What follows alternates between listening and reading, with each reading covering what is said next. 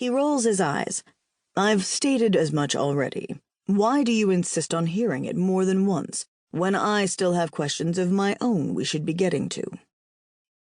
Clearing my throat, I continue. Due to my perfected balance, I want the freedom to roam topside when I please. I go on. His expression changes, although it's subtle. It's the barely there slant of his head and the way he cuts his eyes toward me like I've just asked a slightly surprising question instead of stating a logical demand. Of course, he says, back to looking just as indifferent, but something has changed. I can feel it. And I hate that he's masking it for some hidden, likely evil agenda. To keep him from being suspicious, I go for something that has been nagging at me.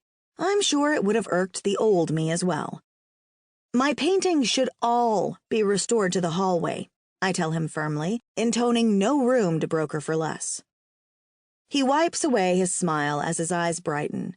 You always were vain. I'm surprised you've made it this long without demanding that particular request. My vanity is your own doing since it was an impurity you handpicked for me, I say, pretending I know everything. I'm worried it comes across as trying too hard. One would assume the devil's daughter would find it a lot easier to be awesomely deceptive. Indeed it was, he answers, but there's still something peculiar shading his eyes. And I want to take hell books with me whenever I please, I proceed, remembering what the boys said about knowledge being power. He bats a hand as if to say that is fine as well. Where is the devil's manipulation I've heard so much about? Why is it putting me on edge that he's not even trying to negotiate me into a shitty deal instead of just accepting my terms with no counter? But we still haven't reached my part of the bargain, have we? He muses. What do I get, Paka? I know what you did. You get to live for as long as you leave us be with all the amenities I just mentioned. That's the deal. Take it or leave it.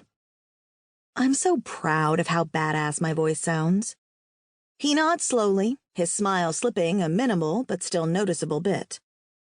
And what is it I did, exactly? He drawls.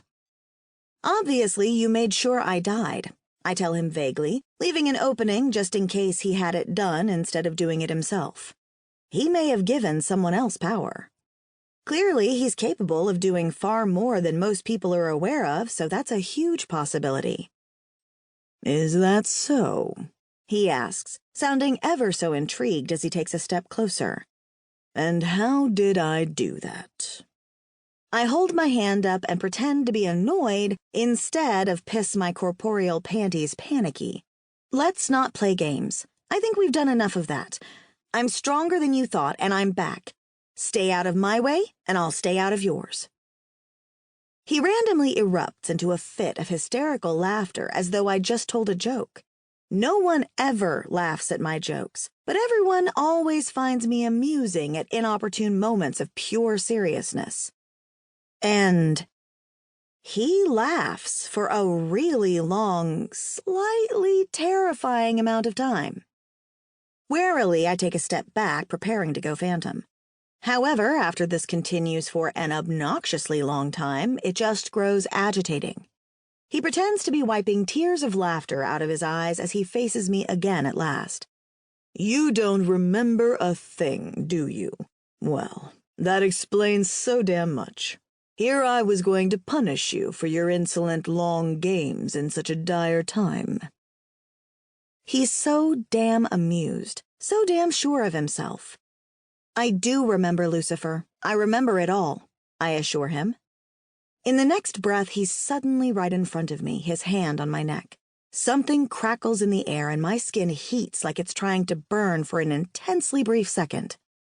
I try to go phantom, only to watch in horror as his eyes turn solid black, like that cliché that I once carelessly mocked, and I stay frozen in this form. You're very lucky I'm lucid enough to see my daughter's presence and don't mistake you for a shapeshifter. With a dismissive shove, he releases me, and I stagger a little, still dizzy from the power that rushed through his touch. As he leisurely eyes one of my journals, he begins to slowly move in a predatory gait. If you could remember, you'd know I had nothing to do with your death.